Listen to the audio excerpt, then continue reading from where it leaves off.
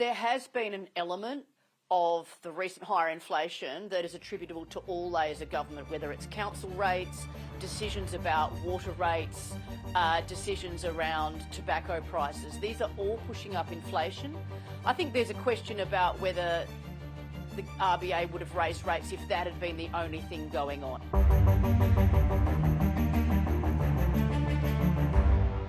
Welcome to The Business.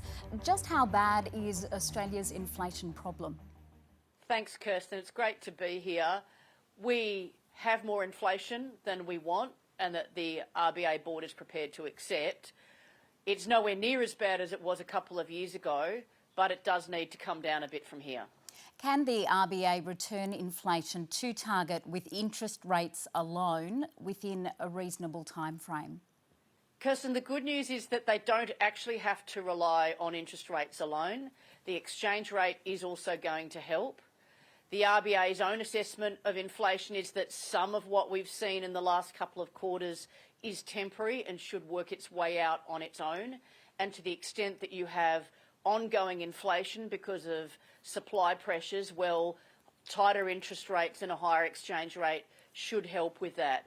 We're also mindful at Westpac Economics that the RBA has a very pessimistic view of how fast Australia can grow without creating inflation pressures. So we think that there's also room for optimism about getting inflation down because there is actually more growth in supply capacity available and possible than the RBA believes. Of course, it would help if some of the parts of government that have been pushing up administered prices would rein that in a bit, but there are other reasons why inflation's been rising, and we think that what the RBA is trying to do will achieve what it sets out to achieve.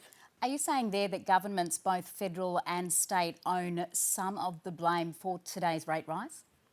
There has been an element of the recent higher inflation that is attributable to all layers of government, whether it's council rates, decisions about water rates, decisions around tobacco prices. These are all pushing up inflation.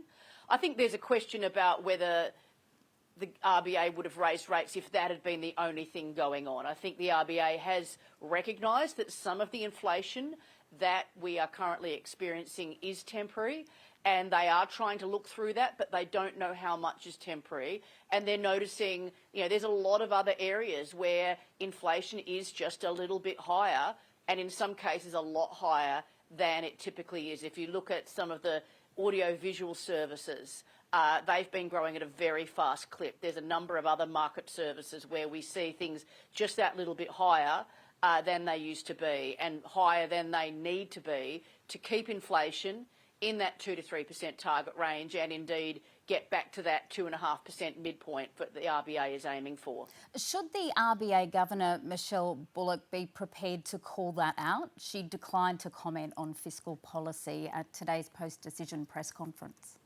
Well, it's not necessarily a fiscal policy issue in the sense of who's spending how much, although, of course, the bid from both public and private sector has been, the demand from both sectors has been pushing up prices more recently. The components I'm referring to are less about spending decisions and more about regulatory decisions about how much to actually charge. For example, what's happened to water rates in Sydney, what's happened to council rates around Australia. So you agree with the Treasurer then that government spending isn't to blame for today's hike? I don't think blame is the right word here. I think that we need to focus on the fact that we have had stronger demand growth than the RBA was anticipating, that there has also been a pickup in a range of different parts of inflation.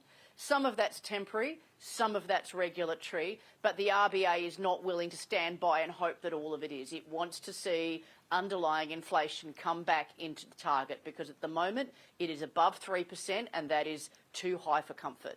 Has the RBA itself made missteps or the wrong calls when it comes to rates in the past year?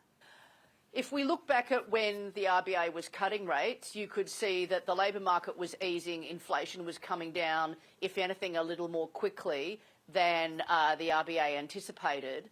And so that was the right thing to do at the time, but things have changed. And as the Governor said, there have been some shifts more recently. Private sector demand has been very weak right up until the second half of last year. That has resulted in a bit more repricing by a range of different private businesses, as well as the government policies that we've already mentioned. Are you forecasting further rate hikes this year? We think it's possible, but we think a wait-and-see approach is fruitful. We don't know how temporary some of this inflation will be, and we think the board will wait at least until the next quarter of data to see if what they think is going on really is going on. Luci Ellis, thank you. Thanks very much, Kirsten. Always a pleasure.